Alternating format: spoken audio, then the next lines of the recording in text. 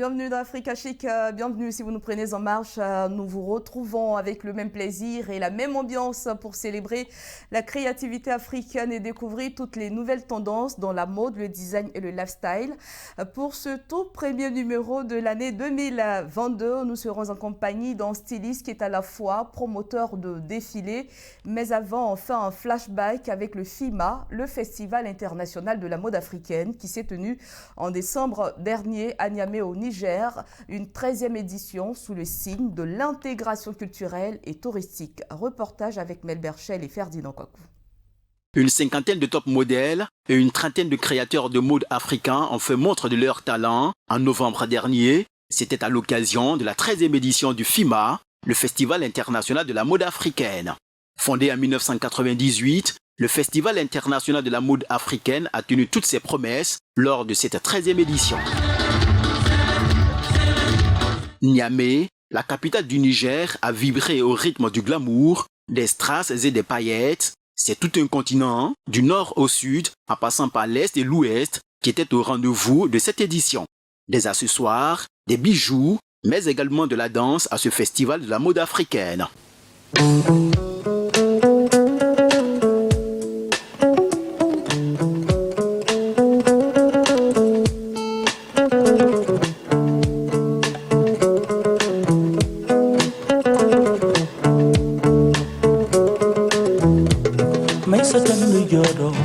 Les dernières collections ont été dévoilées sur des pas rythmés des différents créateurs, du bassin du Niger, en passant par le Kante du Ghana, ou encore des tenues typiquement traditionnelles du Bénin ou de la Côte d'Ivoire, pays invité d'honneur.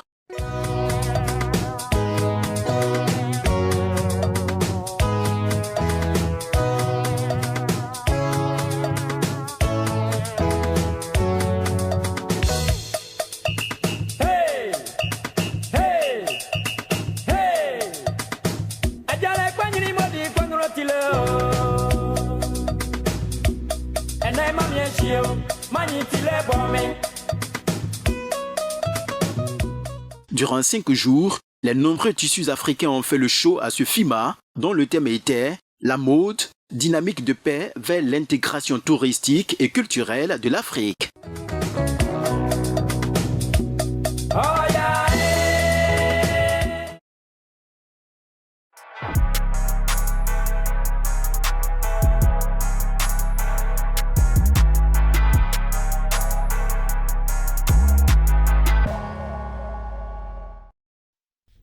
Al-Fadi, le magicien du désert, a réussi son pari en mettant à l'honneur la mode africaine et la Côte d'Ivoire, pays invité au FIMA 13. Et je le disais, notre invité est avec nous, Carlos Desol.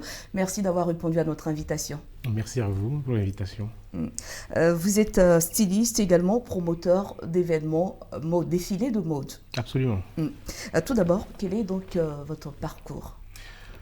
Écoutez, ça fait quand même plus de 10 ans donc, que je suis dans la mode. Avant, je fais de l'événementiel. Et puis après, j'ai décidé vraiment beaucoup plus d'aller vraiment vers la mode, puisque moi je suis né déjà dans une machine à coudre, puisque mes parents, ma mère était styliste, elle était couturière. Donc après mes études, je voulais le faire. Mais bon, c'était pas un travail en fait... je veux dire, on ne m'a pas encouragé à le faire. Donc c'est quand j'ai pu le faire moi-même en fait que j'ai décidé finalement de me lancer vraiment dans la mode. Voilà. Un choix qui n'a pas été influencé, hein?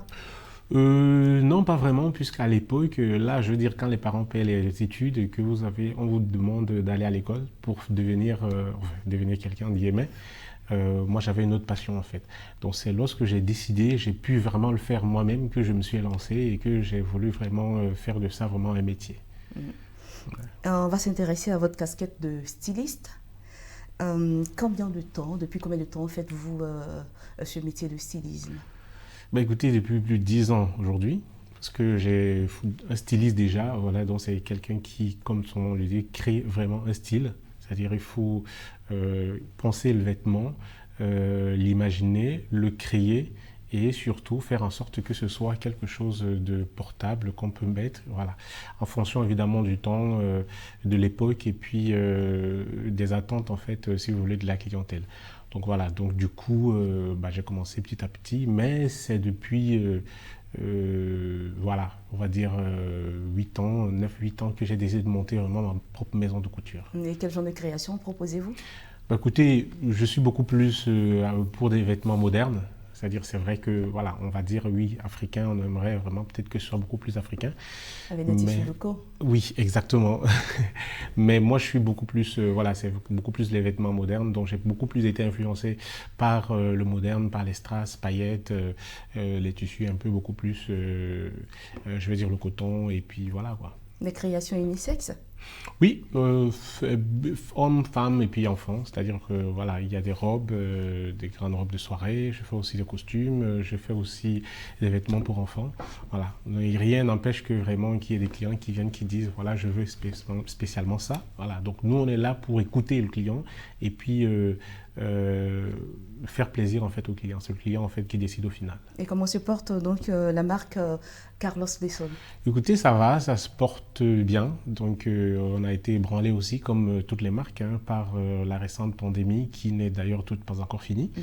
Nous essayons de tenir le coup. Hein, c'est comme un bateau qui doit tenir contre vents et marées. Donc on essaye d'avancer et puis on n'a pas tellement le choix en fait. On doit vraiment trouver les voies et moyens pour s'en sortir. Et on espère que tout ira bien. J'espère bien. Organisateur de défilés de mode, vous l'êtes également. Alors, quelle qualité pour devenir organisateur événementiel? Bah, je dirais, il faut être rigoureux, il faut être organisé.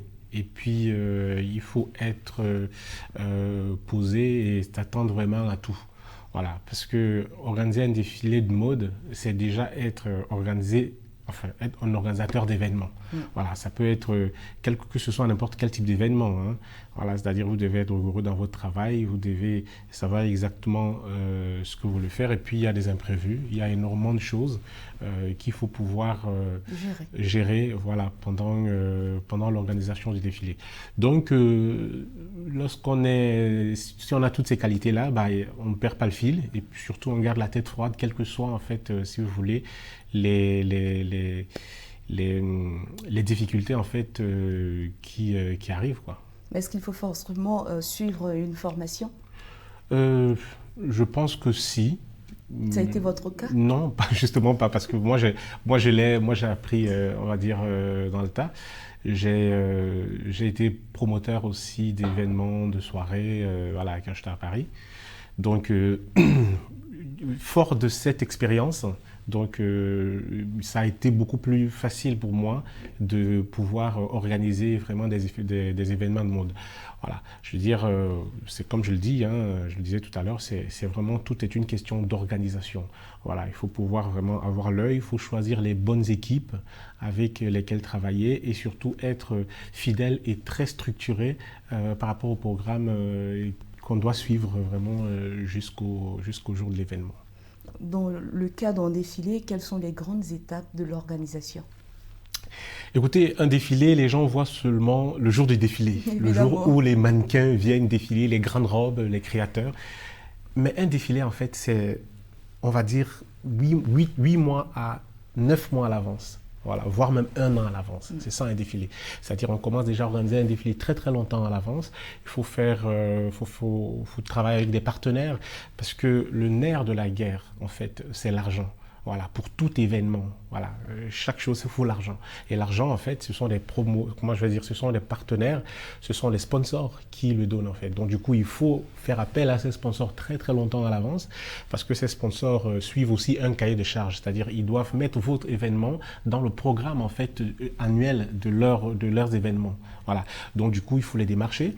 Ensuite, il faut tout un nombre de choses, de préparatifs qu'il faut faire au jour J. Et puis, au fur et à mesure que le temps passe, en fait, il faut suivre en fait, juste tout simplement l'organigramme et puis jusqu'au jour J de l'événement, quoi. Tout à l'heure, vous avez évoqué des imprévus dans l'organisation d'un défilé. À votre niveau, comment vous les gérez, ces imprévus-là? Bah, écoutez, on fait vraiment avec. Je vais prendre un exemple. Vous pouvez avoir un promoteur ou alors un sponsor très bon grand sponsor, par exemple un sponsor qui doit prendre par exemple en charge un certain point en fait, je veux dire de l'événement, et qui vous dit pour des raisons par exemple structurelles ou pandémie, je sais pas, ils peuvent plus suivre. Donc il faut vraiment anticiper. Il faut anticiper et il faut trouver je veux dire des subterfuges. On va dire, il faut trouver une autre situation pour pouvoir en fait gérer cet imprévu-là. Donc, il faut avoir effectivement des carnets d'adresses, il faut avoir des partenaires déjà avec qui travailler, il faut vraiment avoir de la ressource en fait sous le coude pour pouvoir pallier vraiment à ce problème. Voilà, donc des imprévus comme ça, il peut en arriver plein. Donc voilà, un événement c'est fait aussi souvent d'imprévus.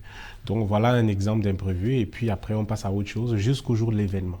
Voilà. Est-ce qu'il est aisé d'être organisateur de défilés de mode? Ah non, c'est pas vraiment aisé, c'est vraiment compliqué, c'est difficile. C'est vraiment par passion qu'on le fait. Je veux dire, moi après par exemple avoir fait un événement, je me déconnecte complètement. Je veux dire, je passe des jours, je me mets vraiment au blanc quoi, parce que c'est fatigant, c'est épuisant. Mais on n'a pas le temps de dormir parce que tout de suite il faut encore se remettre en selle pour pouvoir commencer, parce que tout de suite on a des rendez-vous, on a d'autres choses à gérer, on a d'autres, il faut se remettre en selle en fait. Et après le défilé, c'est pas tout, il y a la suite. Tout à fait, il y a la suite parce que il y a le défilé là, tous les gens applaudissent, puis tout le monde est rentré chez lui, mais il y a aussi après le défilé, on a des images, il faut travailler avec la production, on a des retours, les partenaires qui étaient là ont besoin aussi d'avoir des feedbacks pour ce qui s'est passé, qu'est-ce qui a marché, qu'est-ce qui n'a pas marché, qu'est-ce qu'il faut pouvoir, modifier pour les prochaines éditions. Donc voilà, donc il faut aussi faire en fait ce travail-là et évidemment repositionner, recontacter les autres pour repositionner pour l'édition en fait à venir quoi, qui commence tout de suite au lendemain en fait de l'édition qui vient de finir. Tout à fait. Alors votre dernier événement de l'année 2021, c'était le Plateau Fashion Street. Tout à fait. Quel était le but de cet événement?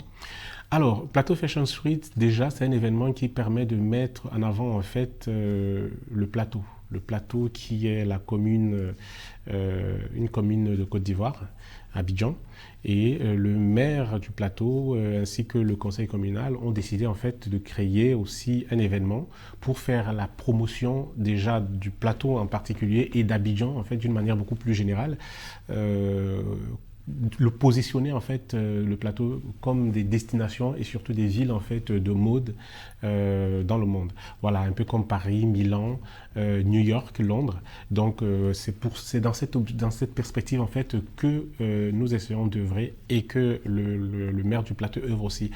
Et là cette année en fait on a fait venir aussi des créateurs étrangers, donc pour essayer de commencer à parce que c'est la première fois qu'on ouvre en fait, si vous voulez, l'événement aux créateurs étrangers. Voilà. Et puis l'année prochaine, ce sera encore beaucoup plus ouvert. Et puis d'autres créateurs viendront. Voilà. Le but, comme je le dis, c'est d'essayer de faire vraiment de la promotion, de la destination vraiment Abidjan déjà, d'une manière générale, et surtout la commune du Plateau. L'événement est à combien d'éditions déjà? Ça c'est on a la 3e édition. C'était la 3e édition dernièrement. Et puis l'année prochaine, ce sera, par la grâce de Dieu, la 4e édition. Et vous, c'était votre quelième événement de l'année? En général, vous organisez combien? Oui, en général, j'en ai 2. Donc j'ai déjà le mien, qui est Ethnic Fashion Show, qui est l'événement de ma marque, la marque Carlo de Sol, la marque Ethnic. Donc qui est Ethnic Fashion Show. Et puis, compte tenu évidemment de la pandémie, donc c'était un peu compliqué. Et donc là, je me suis un peu recentré en fait sur le plateau Fashion Story. Mais voilà, et l'année prochaine, je compte vraiment encore relancer. On est en train de travailler dessus. Et puis en espérant que vraiment les choses se passent correctement mieux cette année. On attend. Vous êtes également membre de l'organisation des promoteurs d'événements de mode africaine, AFO. Quelle est votre mission au sein de cette association? Alors, je suis le chargé de communication au sein de AFO. AFO, c'est l'association des promoteurs d'événements de mode d'Afrique. Alors, il faut savoir que en tant que promoteur, c'est compliqué. Organiser un événement, c'est vraiment compliqué, il y a beaucoup de difficultés et puis on a toujours besoin d'aide. Voilà, donc du coup, l'association permet d'aider les promoteurs à pouvoir, à les aider en fait dans l'organisation déjà de l'événement et en les accompagnant en fait pour que ça se passe super bien. Voilà. Donc à chaque fois qu'il y a un promoteur qui a un événement, et ben voilà, on a toute l'association qui est là, il y a tous les membres, donc chacun par rapport à son domaine d'activité. Voilà, donc on accompagne en fait le promoteur pour qu'il puisse en fait faire face à l'organisation de son événement. Voilà, donc c'est un accompagnement moral, un accompagnement physique et puis financier et puis voilà. Et pendant la Covid, qu'est-ce que l'AFO a fait pour accompagner ces promoteurs-là? Alors, déjà pendant la Covid, On va dire le début de la Covid, parce que voilà, la COVID est tout à toujours fait. la présente. Un soutien déjà moral, c'est très important parce que la plupart aussi des promoteurs sont aussi des créateurs de mode, c'est-à-dire sont des stylistes. Donc du coup, ça n'a pas été facile puisqu'il y a l'arrêt d'activité, on a les factures qui s'entassent et puis on n'a pas de rentrée. Et là, il faut accompagner. Il faut accompagner déjà moralement et puis par des caisses, différentes caisses. Par exemple, on a les caisses de solidarité qui permettent d'accompagner et puis d'aider en fait ceux qui sont le plus dans le besoin. Voilà. Et puis, au fur et à mesure que des événements en fait arrivent, d'une manière solidaire, on est là pour accompagner celui qui organise l'événement pour que la personne se sente à l'aise dans l'organisation de son événement. D'accord. Carlos, que vous évoque cette période où tout était à l'arrêt? Écoutez, c'est l'horreur. C'est l'horreur absolue parce que c'est quelque chose qu'on n'a jamais vécu. C'est du jamais vu. C'est pas comme si on avait été préparé à ça. Donc on arrive du jour au lendemain, tu as toutes les frontières qui sont fermées, les boutiques sont fermées, tout le monde rentre chez soi, confinement total. Et malheureusement, les factures, elles ne sont pas confinées. Et du coup, il va falloir trouver une solution. Il va falloir trouver une solution, c'était l'horreur. Donc là maintenant, voilà. Ça a repris. Ça a repris justement parce que la vie a repris son cours et surtout que l'homme en fait a eu cette faculté extraordinaire de pouvoir se serrer les coudes pour pouvoir faire face vraiment à tous ces problèmes. Donc là, on a essayé de trouver des solutions. Donc voilà, on essaye d'avancer gentiment. Et puis, on espère que ce sera vraiment la fin de la pandémie et que ce sera derrière nous.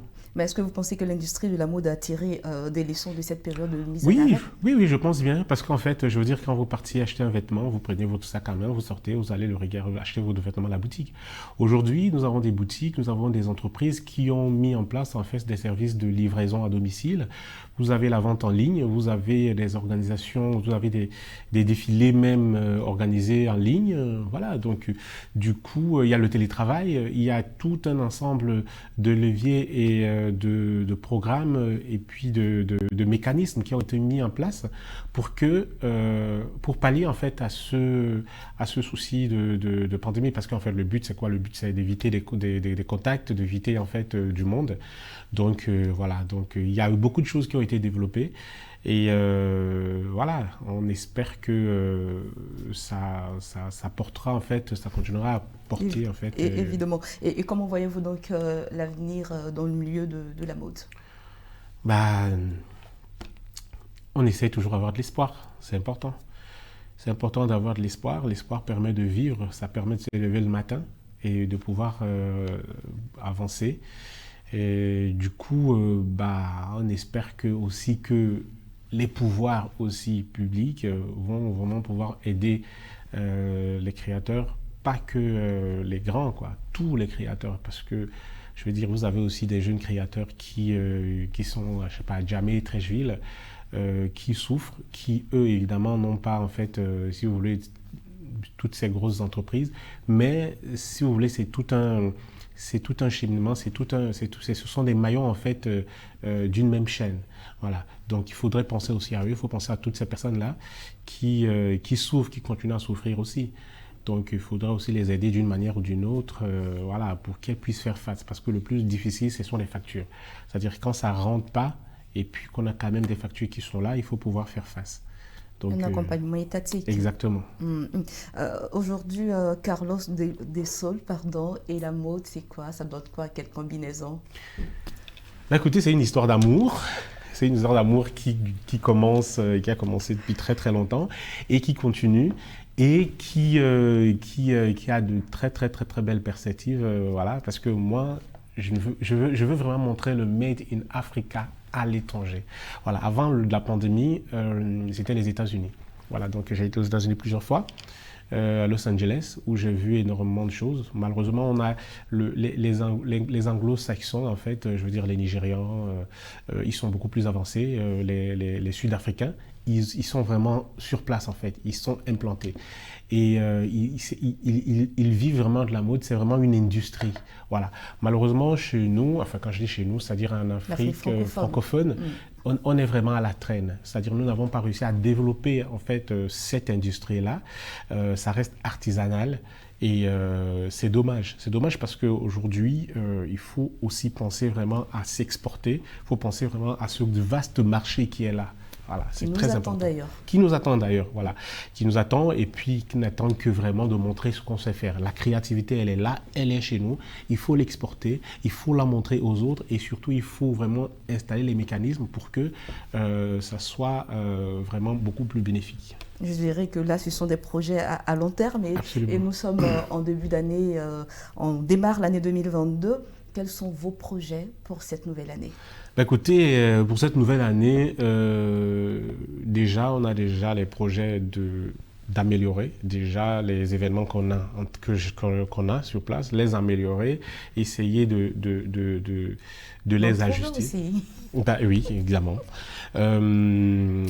Ensuite, il faut parler maintenant de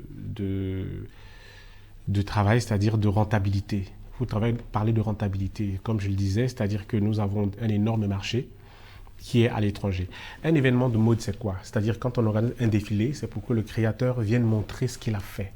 Voilà. C'est différent parce qu'en fait, en Occident, on fait un événement de mode, tout est déjà vendu. Tout ce que vous voyez défiler là, c'est déjà vendu. Les commandes sont déjà passées.